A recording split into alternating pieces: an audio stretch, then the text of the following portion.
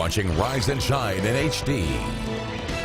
Good morning, Southern Idaho, and thank you very much for tuning in to Rise and Shine. A very happy Friday to you all. You made it through another work week. Weather hasn't been very cooperative this week, as we've seen a lot of precipitation and we've seen even more wind. So not great overall, but your Easter weekend is looking fantastic. Yeah. Thank you, Jordan. Well, our top story this morning, a Burley man is facing felony injury to a child charges for allegedly choking a 4-year-old.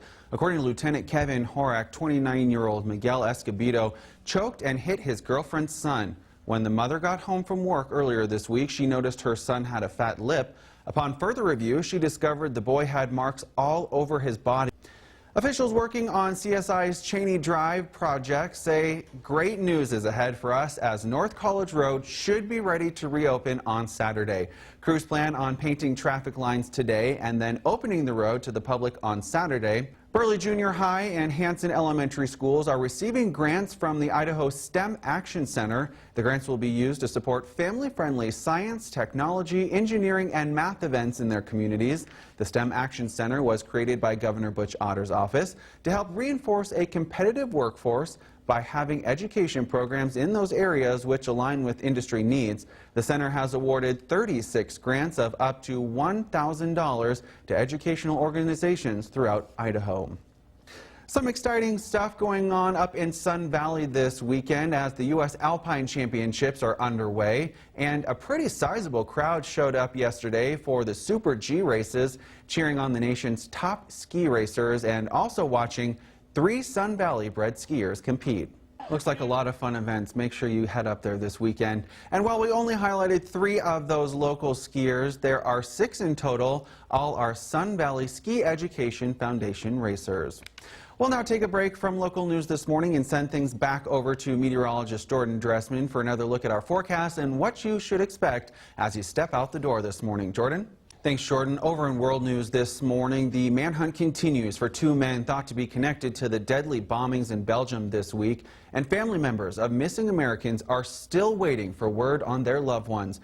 We're also getting an inside look at this devastating scene from inside the airport right after the bombs went off. We should warn you, though, that the video could be disturbing to some viewers.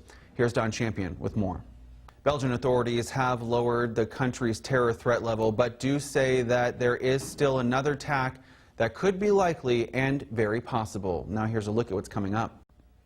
Good morning, Southern Idaho, and thank you very much for tuning in to Rise and Shine this Friday morning. The weekend is upon us, but we do still have a half an hour left of Rise and Shine, so we'll take another look at your local news. Our top story this half hour, a Declo man was arrested and charged for 3 counts of child sexual exploitation on Tuesday. Investigators found allegedly pornographic images of children ages 3 to 14 years old on 31-year-old Dustin Roy Penrod's laptop. Another suspect in the sexual assault case in Dietrich has been arrested in Texas. A $75,000 nationwide warrant was issued for John R.K. Howard. The Idaho Senate passed an amended version of the Medicaid expansion bill Thursday afternoon. The Senate voted 27-8 to ask the Director of Idaho Department of Health and Welfare to apply for a federal Medicaid expansion waiver. Now, if approved, that waiver would cover the 78,000 Idahoans who don't earn enough money to qualify for Medicaid, but earn too much money to qualify for tax credits. A bill will head back to the House for final deliberation.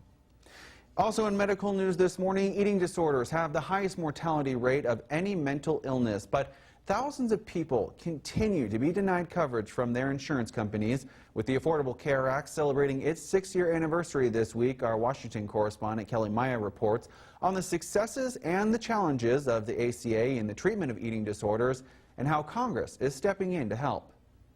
A pretty sizable crowd has also shown up for yesterday's Super G ski races in Sun Valley. The races are part of the U.S. Alpine Championships that are taking place in Sun Valley through Sunday.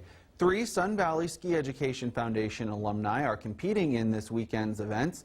Thursday, U.S. ski team member Tanner Farrow came in 10th place, while unfortunately U.S. ski team member Kipling Weisel did not finish. Another Sun Valley bred skier, Haley Cutler, competed later on in the day during the women's Super G. Cutler barely missed the top 10 finish and came in at 11th.